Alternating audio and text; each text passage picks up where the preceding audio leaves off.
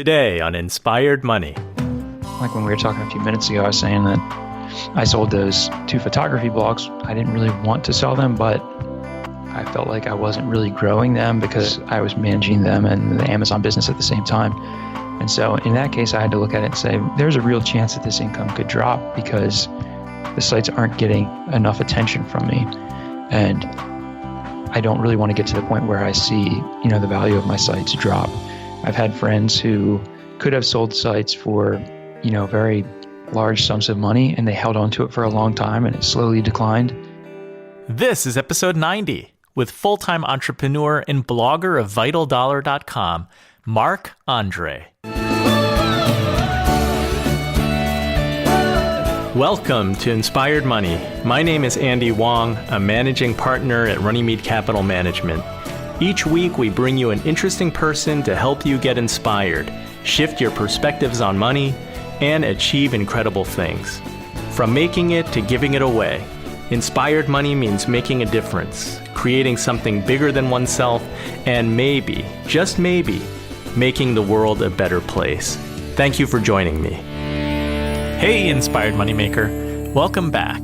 If it's your first time listening, welcome. Inspired Money is different from other personal finance podcasts because we don't want to just learn how to live with money. We want to help each other to live richer lives, make a greater impact, and together, make the world a better place. Now, last month, downloads for Inspired Money were up about 70%, so I want to thank you. Thanks for being an inspired moneymaker and for telling your friends about the show.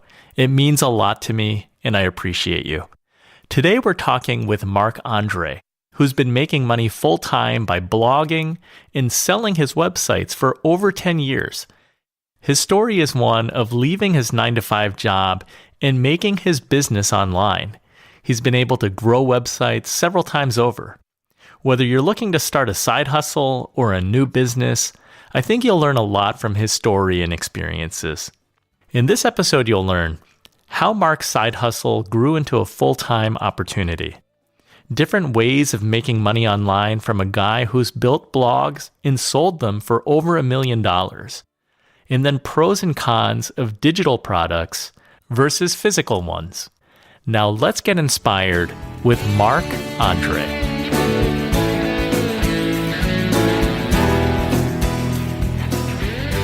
Marc, welcome to Inspired Money. I'm so excited to have you on the show. Thanks for having me. I appreciate it. So let's jump right in. What's your earliest childhood memory of money? I think my first thing I specifically remember, the reason why I remember caring about money would have been when I was in first grade. I think I got my first pack of baseball cards. And, after that, for the next, 8 or 10 years, that was mostly my incentive for money. That's what I used allowance money for. Any money I made from, doing extra jobs or whatever, birthday gifts, usually wound up going down to the baseball card shop and buying cards. So that was kind of the first thing I remember, having a reason to actually care about money.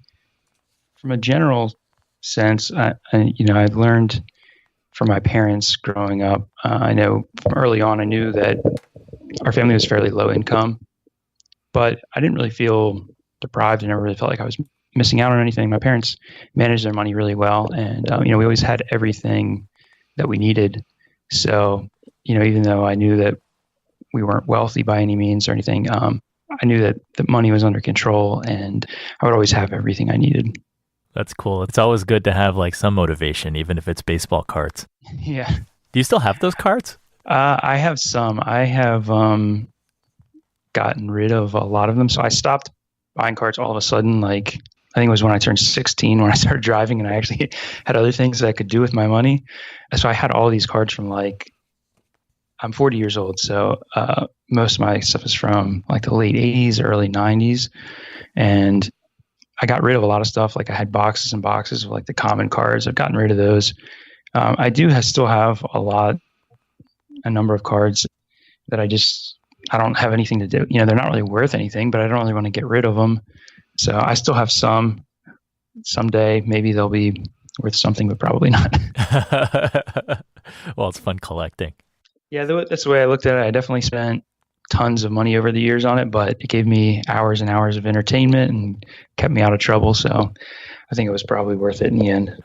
So, Mark, after you graduated from college, you've had a few jobs. One of them was an auditor. And I talked to accountants, and it seems to be one of the professions where they actually recommend it for their kids to become accountants because there's a lot of demand. It's a steady job. How did you end up there? I ended up there because basically I bounced around a few different jobs, like right when I was out of college, and I just had a hard time finding something that was interesting to me, something that I had an opportunity to grow in the future. And I just applied to a ton of jobs, and that was one of them. So I actually didn't do accounting work. I did it was more like process auditing and stuff. So I did some credit audits. That's technically the department I fell under was credit. I worked for a leasing company, and I also did like some Sarbanes-Oxley audits and stuff, and eventually earned a certification as a certified internal auditor. But I was at that company for a little less than 4 years. But yeah, I just kind of wound up there, basically just applied to a bunch of different jobs to see what sticks, and that was kind of what happened. It was not necessarily a choice where I said like I've always dreamed of being an auditor or anything like that. Okay, so you had the steady 9-to-5 job. What was going on inside of your head at that time? So yeah, I had a steady job. It was a fairly comfortable job.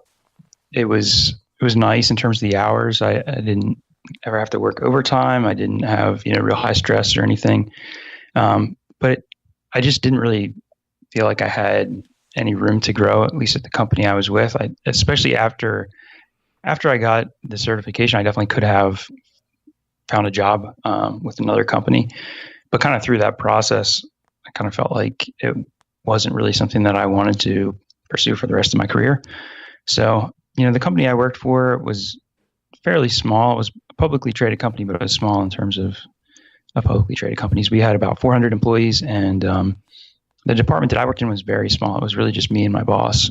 There was a few other people when I started, but by the time I left, it was just me and my boss. And so I really had nowhere to go. So it was really just, a lack of opportunity. I did consider looking for jobs at other companies, but in the meantime, I had kind of started a side hustle, just trying to make some extra money. Started designing some websites for small businesses, and I decided to kind of try to take that a little bit further and see where it went. And so I put in a little bit more time and effort into that, and it started growing pretty well. And I had a web design blog that I was using to try to get traffic and land clients, and then the blog was growing nicely. So I actually wound up, kind of putting more effort into that rather than, trying to look for other jobs and seeing if going to another company would give me the opportunities I wanted. Instead, I kind of decided to stay where I was for the meantime and try to focus on my own business on the side and see what happened. When you were younger, did you have interest in running your own business, or this was just kind of just trying different things out and seeing where it goes? I really never had any interest in running my own business. I always kind of felt like it was a risk, I guess, and just thought it would be safer to be an employee somewhere and just have a more of a steady job. But I think once I got out of college and once I got into the working world, I just saw the reality of things aren't always as easy as I thought. Like I kind of just assumed I'd get out of college, I'd get a job, I'd work hard, and I'd progress. But, I was just running into a lot of barriers, and even though I was working hard, I wasn't really getting anywhere. And so it's just out of frustration of like, well, if this is what it's really like, maybe I should try to do something on my own. And then, once I started seeing progress pretty fast. And I think, seeing that momentum and that growth, even though I wasn't, making a lot of money at first, I was, seeing some positive signs. And I think that really encouraged me and just motivated me to take it further. So you started the web design as a side hustle. How did that transition take place? Because with the side hustle, like you're making some income, and then are you waiting to reach a certain point to take the leap? Yeah, it was kind of a work in progress. So I was recently married at the time. My wife had a full-time job. I had a full-time job. So I was spending evenings and weekends on my side hustle. And it took several months before I was really making anything significant at all. But once I started making money, we decided that we didn't want to use that money I was making towards any kind of living expenses because we didn't want to get accustomed to it. Because then, if we adjust our budget and our spending so that we're spending more because I'm making more, then I'm kind of stuck and I have to do it forever. And we didn't really want to be in that situation. So we decided to save everything I was making, just put it in a savings account, and then kind of use that as a buffer for when if I did leave my job, then we'd have a little bit of savings, to carry us over if things didn't go as well as planned. So that definitely helped. We had, some money saved up.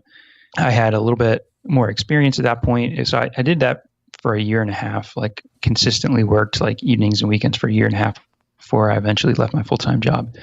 And it got to the point where, I hadn't replaced my full-time income, but I was pretty sure that if I could up my hours, I could almost instantly replace my full-time income. And that's what happened. We got to a point, I was doing some freelance work at the time too. And most of it was writing for other blogs. And I had a client who was my best paying client. And they asked me to really significantly increase the amount of work I did for them. And I was going to say no, because I just didn't have the time. But then I was talking to my wife and I was thinking, if I quit my job, I think obviously I would have time to do this extra work. And I think that would probably get me to the point where I could replace my income for my job. So, we kind of ran the numbers real quick and made a fairly quick decision. We were not really planning on doing it that fast, but with that extra client work coming in, I was pretty sure. And so, put in my 2 weeks notice and moved on from there to pursue my own business full time. And thanks to that client work, I did have enough to instantly replace my income for my full-time job. And you've been at this for 10 years. You made that shift from your 9-to-5 job to self-employment. When someone asks you, what do you do? How do you answer today? Today, I'd say internet marketing. Early on, I said web design because my income was kind of a combination of, I did do some client work, some web design. I also had my own web design blog. And it was the easier answer was web design. If somebody asks what you do for a living and you say web design, that usually ends the conversation. They don't really have too many other questions because they know what it is. But if you try to say I run a blog, then you're going to get all kinds of questions. So early on I said web design, but then once I sold that web design blog, then I kind of shifted. And since then I've said internet marketing. Yeah, it's kind of funny because when you tell people that you have an online business, they don't really know what that means. And that comes like in so many different forms, especially when it comes to money and income. But in 10 years, you've been able to sell multiple websites and businesses for over $1 million. I mean, that's got to shock people. Yeah, well, I don't talk to people about that. So it never comes up. I mean, I may talk to people about selling something, but I've never, I've been on podcasts talking about it, but the people I know in real life, I've never talked to anybody about it. You talk about it when they can't see your face. Right. So as in all businesses, whether it's online or brick and mortar, there are different stages and ways to make money. Looking at what you've done, and I'd love to chat a little bit about some of your different websites and different things that you've done. It appears that you're a startup guy. You like building something from scratch and then selling it.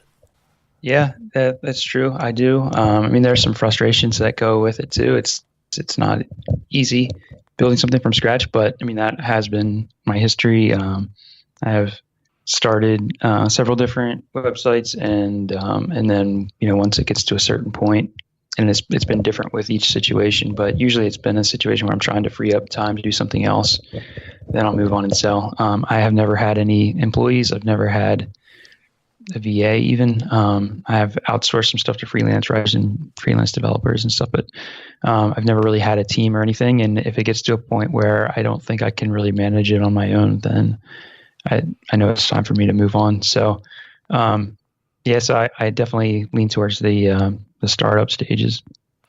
Yeah. So let's chat about some of your businesses. You started with the web design and you started focusing on the blog, and you were trying to get clients that you could design websites for? Yeah, so like I said, initially I started designing websites for a few small businesses, and it really started with friends and family, people who are self-employed or whatever needed a website. And then I thought, maybe I can make some extra money doing some other businesses, reaching out to, people getting outside of my own personal network. So I set up a website, and I knew I needed traffic to it in order to get any clients, but my little portfolio site wasn't going to rank on the first page of Google for web design or web designer or anything like that, obviously, because it's way too competitive. I thought I'd probably add some articles to the site and put more content on there, and hope that someone would, kind of come across my site and eventually hire me. I wound up putting a blog on the site. This was back in 2007. I didn't even know what a blog was. I was just kind of like looking for ways to add articles to my website, and I came across WordPress, and I was like, okay, well, this seems like it would make it easier to add content than just, using like static HTML pages that I'd have to update all the time. So I put the blog on and started reading a lot about blogging and social media and stuff and trying to get traffic. And so the first few months I was kind of just experimenting and applying the things I was learning. And then, things just kind of started to click and progress. And unfortunately, most of the clients I got were not the best to deal with. I was low priced, especially compared to more professional web design agencies and stuff that have, very high costs. So I was attracting clients with small budgets, and wasn't really, the best type of clients to work with. Kind of frustrating, and I would wind up spending a lot of time talking to people who would never make a decision on whether to hire me or not. And the clients I work with, half of them were great and half of them were not as great, and kind of realized that I liked working on the blog a lot more than I liked actually doing the client work. So kind of changed my approach to it. And I did continue to take clients for several years, whenever there was a really good fit. But for the most part, my focus was on growing the blog and making money through the blog in other ways aside from just services. In what ways were you able to monetize the blog? So early on, it was ads, banner ads, and that was the big majority of my income for a year or two. The blog was fairly high traffic, so selling ads was pretty easy, and I used an ad network that really handled that for me. And then eventually I branched out and got a little bit more active with affiliate programs, and also I had some of my own digital product that I sold. Some of it was that I created myself. Some of it was stuff that I outsourced to other designers. And those were products that were sold to web and graphic designers. So it would be like Photoshop templates, icons, different resources that people could use when they were designing something. So by the time I sold the site, my revenue was split pretty evenly 3 different ways between ads, affiliate programs, and my own products. And how lucrative was that website for you? By the end, the last 6 months, the profit was over $20,000 a month. It was, some months it was like $25,000. And I sold the site for $500,000. Wow. I'm curious, how come with your businesses, and this isn't the first time that you're going to do this, you end up doing this several times. Why not sit back and enjoy this cash generator? Like, you have this asset that generates $10,000 a month, $20,000 a month. How do you reach the decision to sell it for a lump sum and move on? It's been a little bit different in each case, but it usually comes down to time. So because I work by myself for the most part, I have outsourced freelance writing to bloggers and stuff. But every site that I have takes my own time. And if I have something else that I'm working on or something that I want to work on and I don't have time for it, then I need to let something go. I struggle with managing a lot of different things. I feel like I'm spread thin and I'm not really doing a good job with anything. And so I'd rather let something go and then be able to do a better job with a smaller number of things. So in the case of the web design blog, I had, at that point, by the time I sold it, I'd been working on it for 6 or 7 years. I think I 6 years. Let's see, I started in 2007. I sold it in 2013. Yeah. So by that time I was kind of ready to move on and do something else. But another big factor with that first one was $500,000 wasn't enough for me to retire on or anything, but it was what I would consider a life amount of money for me, especially at the time. I'd been earning a good income for a few years, but I always felt like, there's some risk to holding on to the site. If Google decides to kill my traffic, then my income is dried up. So it got to a point where I felt like, to me, it was worth it all to take that lump sum and move on and do something else. And I had some other stuff in the works already, so I wasn't totally starting from scratch. But it got to a point where, I didn't want to pass up on the lump sum money that would have a significant impact for me and my family. How did you sell that website? That was actually sold privately. So I had actually sold, although that was the first website I started, I had actually sold another site earlier. So that first site I started in 2007. I started a second site in 2008. And that site that I started in 2008, I wound up selling in 2010 because I was having trouble managing both at the same time. And so that was a smaller one. That one I sold for $50,000. It wasn't, a big site or anything.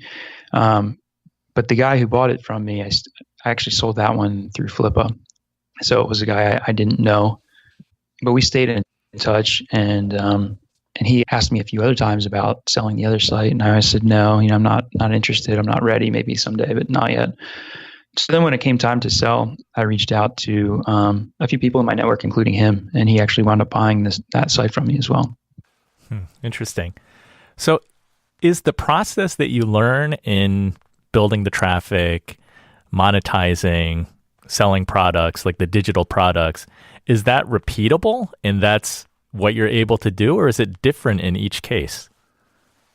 It's I'd say it's about 50% repeatable and 50% different, or maybe not quite 50% different. Maybe it's a little bit more repeatable than different. But part of the reason it's different is because when I started that first site back in 2007, one of the main things I did to drive traffic was social media. And the social networks today are completely different than they were back then. Back then, I wasn't using Facebook or Twitter or Pinterest. I was using StumbleUpon, Dig, Delicious. Those sites aren't around anymore or aren't significant anymore.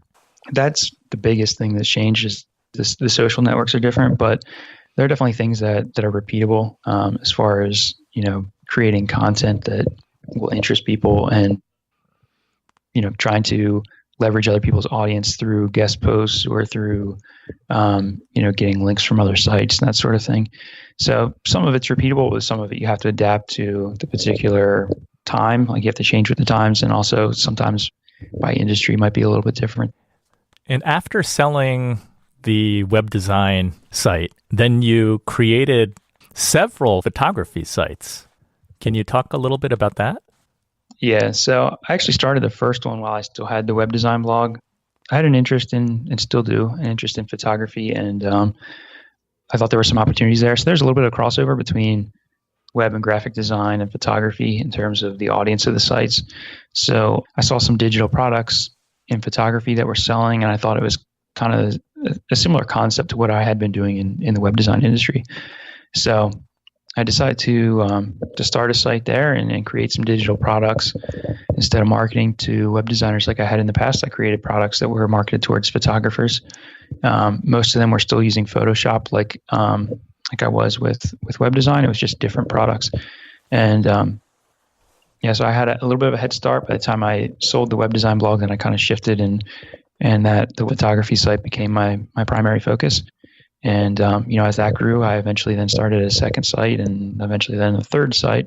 And the third site was focused on, in particular, was landscape photography, which was the area of photography that I enjoy the most. But yeah, so it allowed me to work on my hobby full time for several years. So I was able to make an income by working on photography, even though I'm not a professional photographer. I've never have been. But I have since I've sold all of those sites. So I'm not working on that anymore.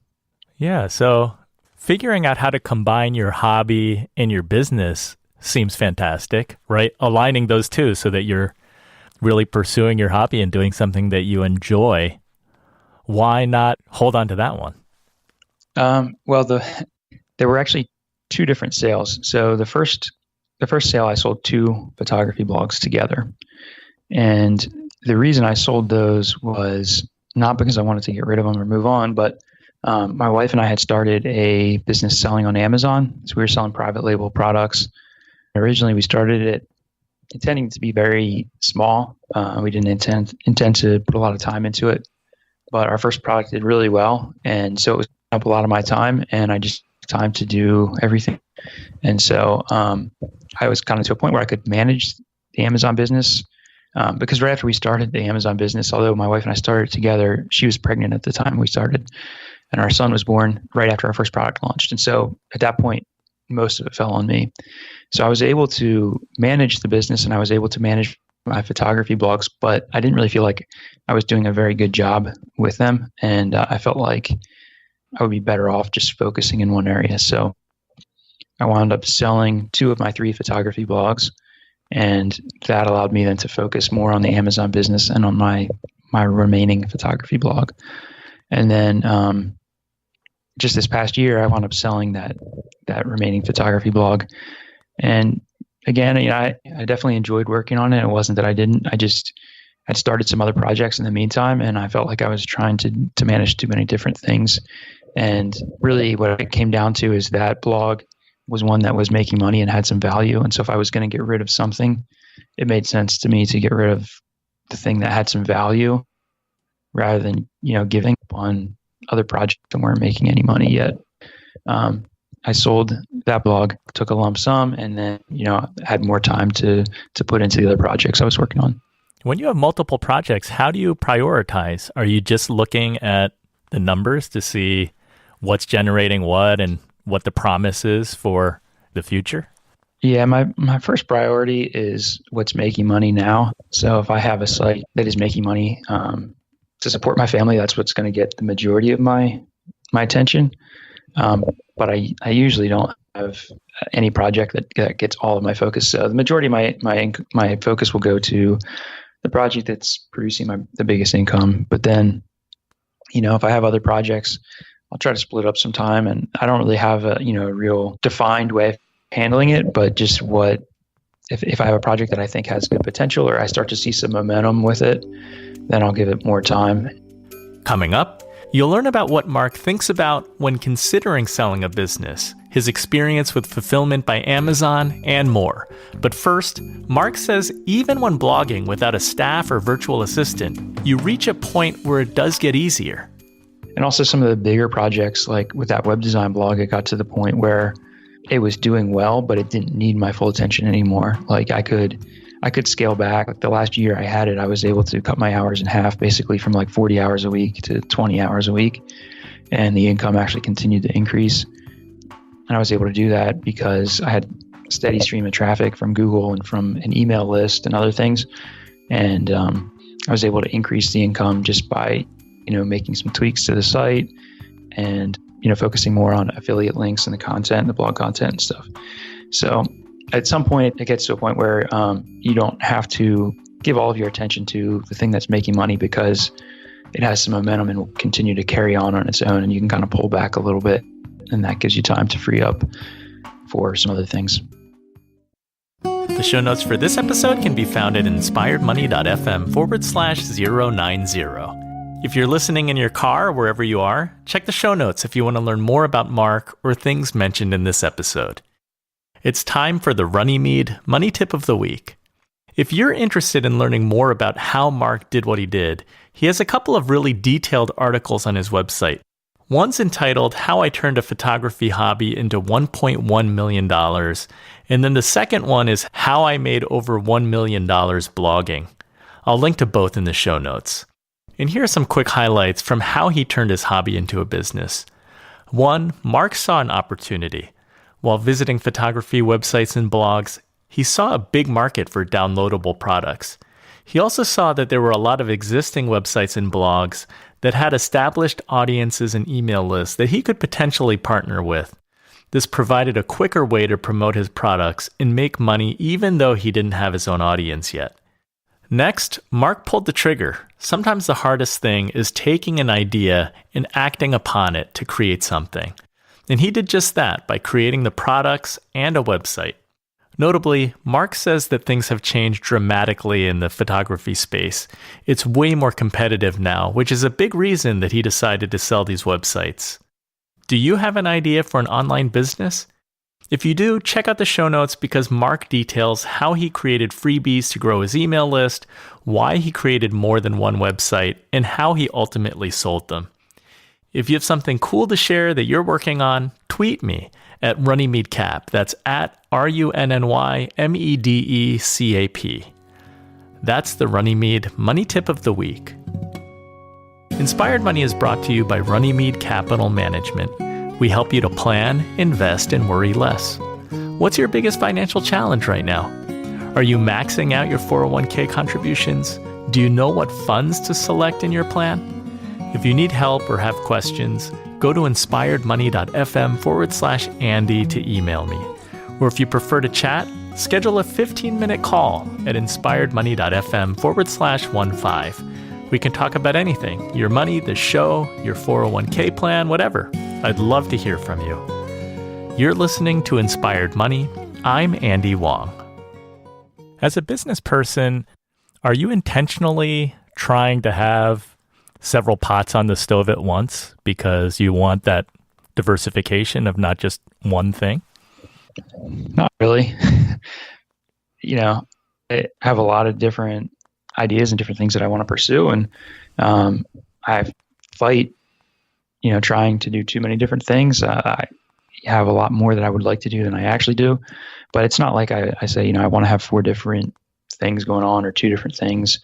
There are times where I would prefer to just focus on only one thing at a time.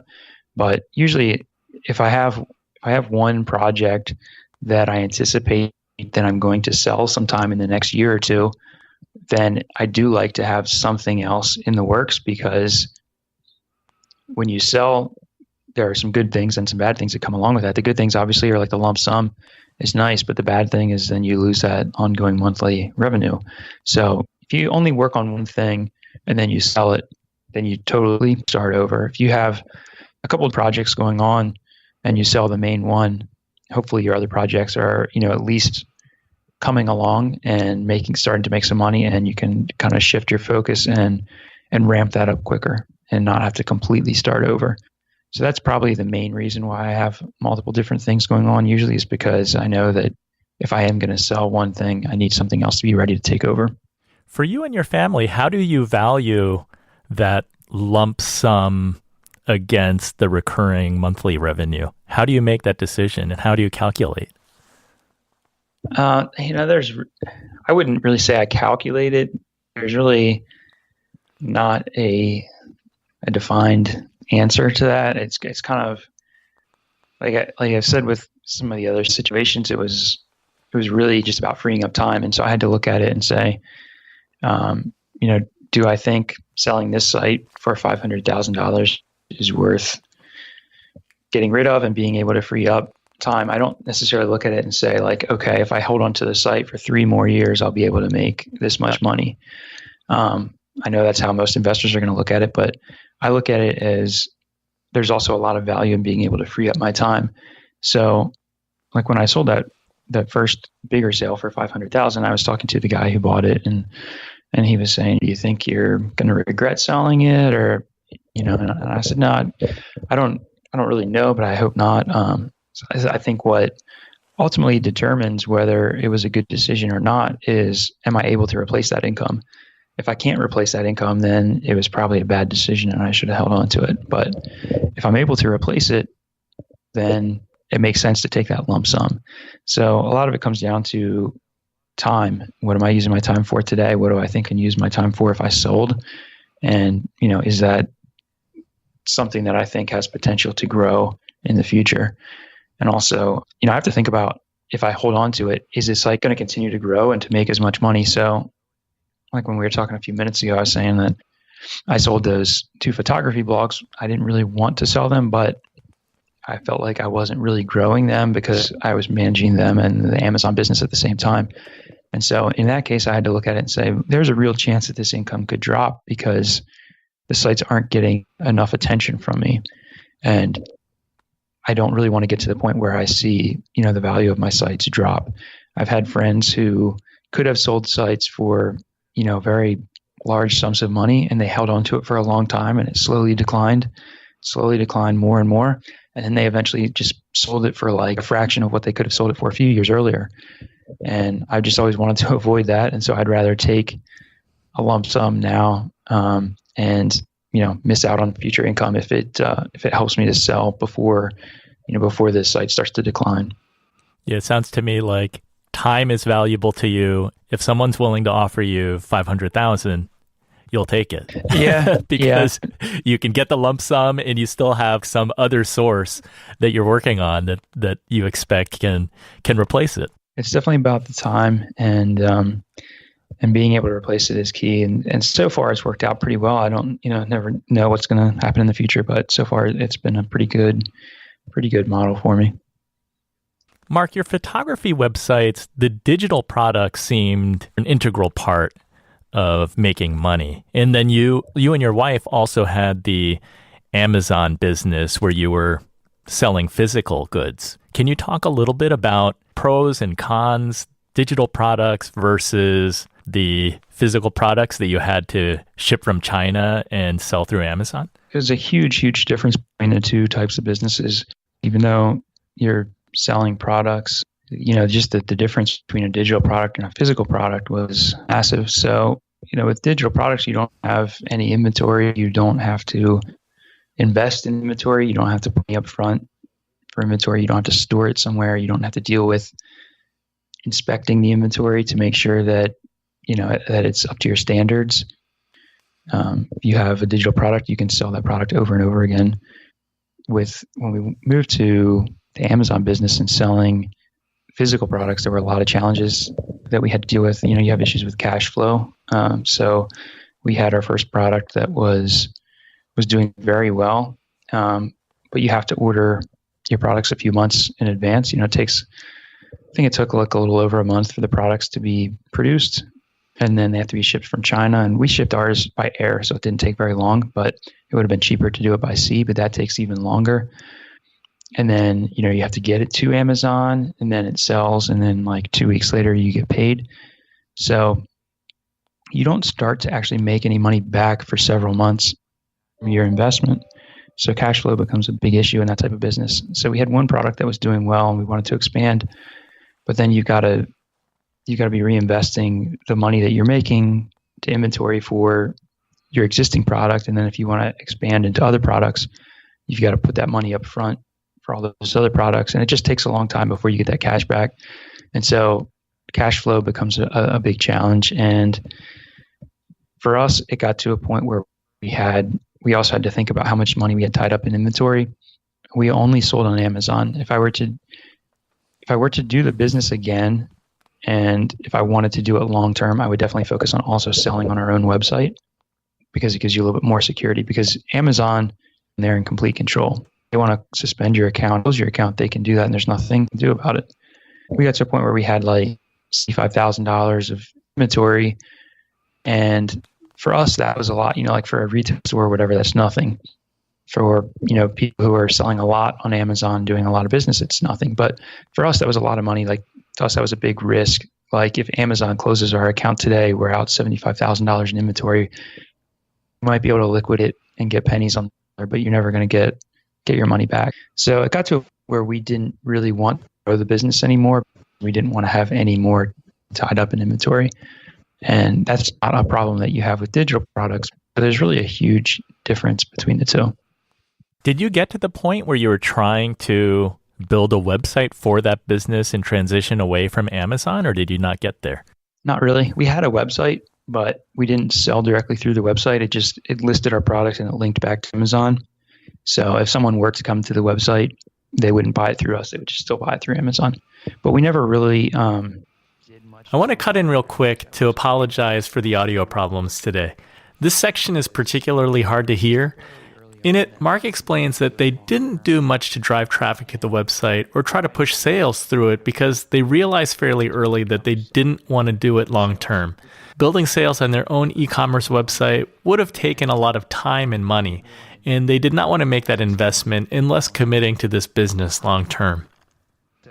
While we had a website, we didn't really ever do much with it. The main purpose of the website was if someone comes to Amazon and they saw our product, and then they're like, well, I've never heard of this company. And then they went to Google and did a Google search.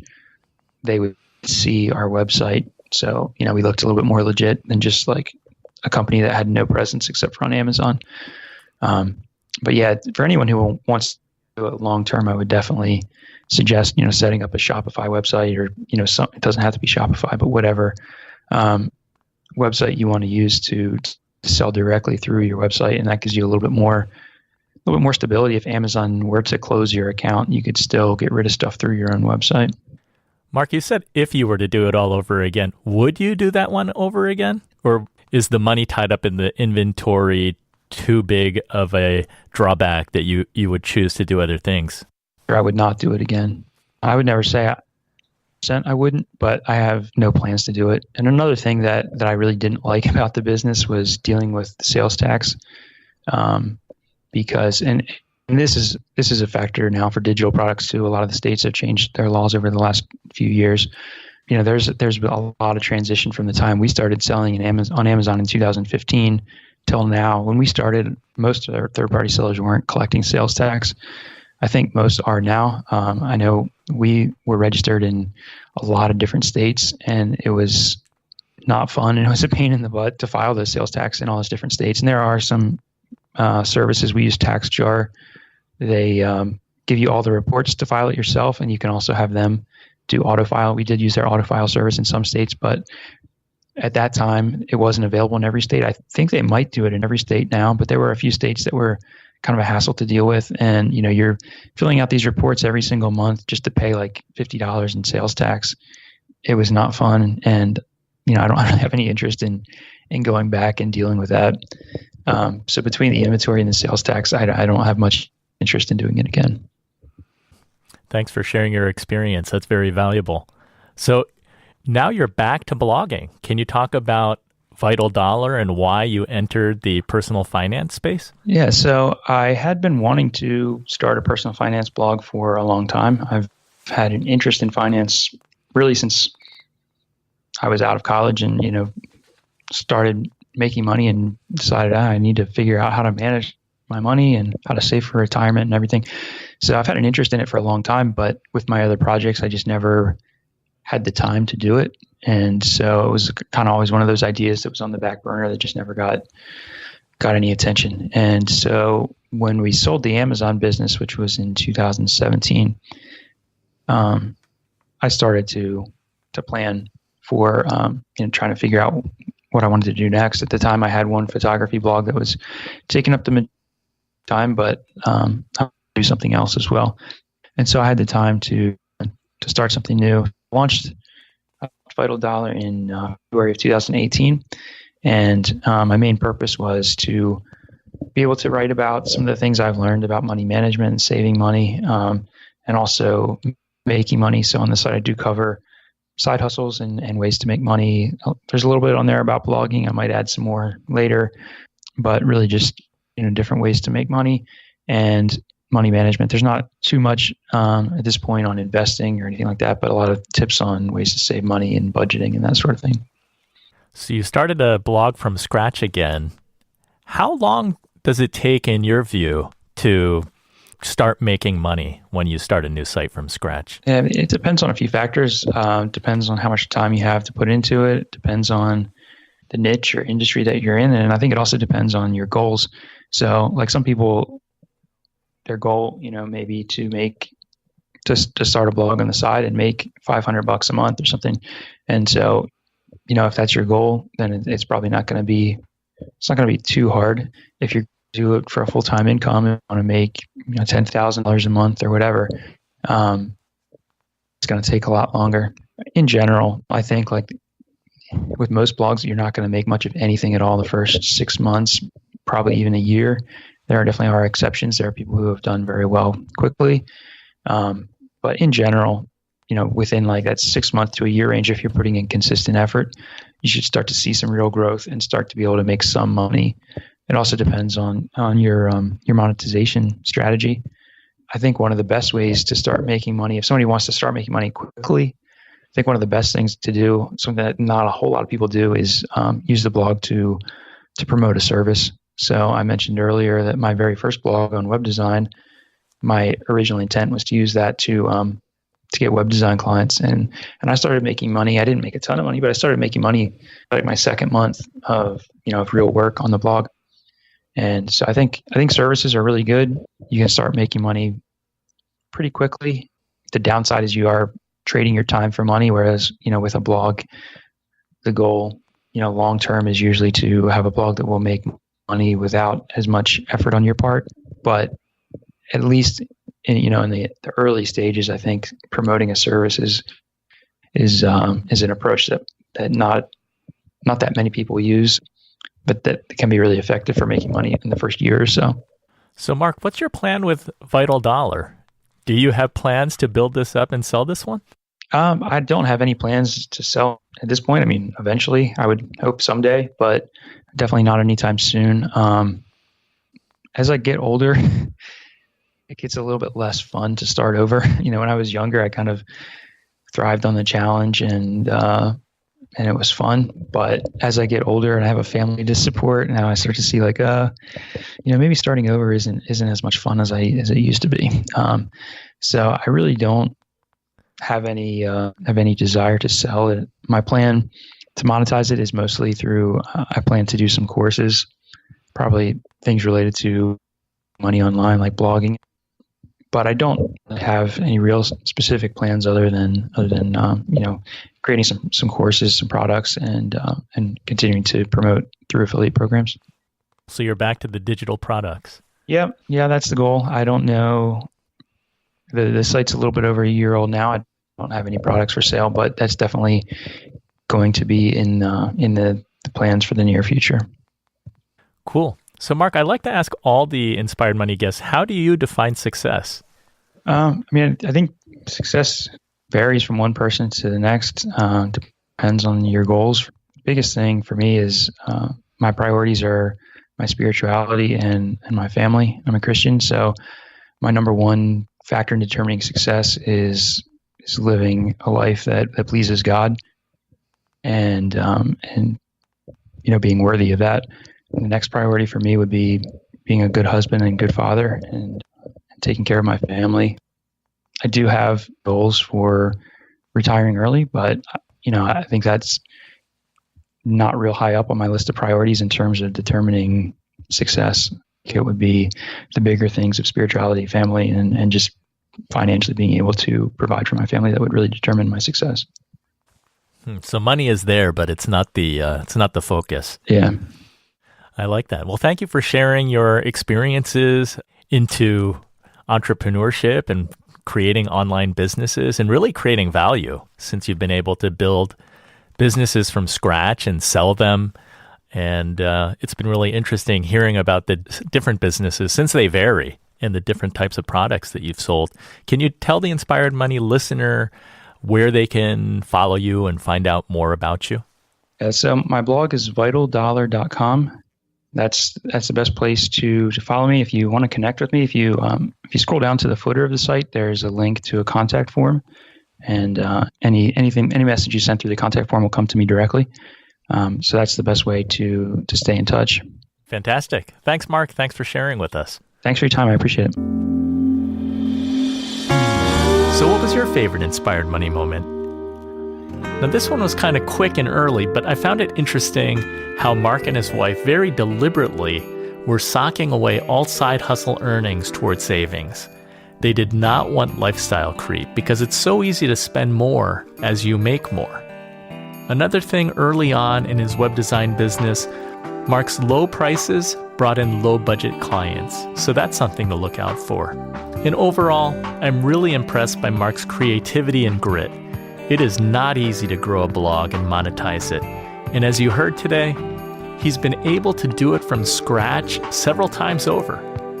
If you had a different favorite Inspired Money moment and takeaway, let me know by posting in the private Inspired Money Makers Facebook group at inspiredmoney.fm/Facebook. That's where I share articles that I like and provide some behind the scenes into the making of this podcast. Thank you so much for listening. As I said, downloads have been on the increase, and for that, I thank you. If you like this episode, please share it. Share it on social media or tell a friend. Thanks again for joining me on this mission.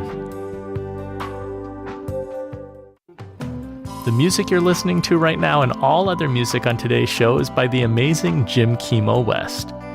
Have an inspired week and do something that scares you, because that's where the magic happens.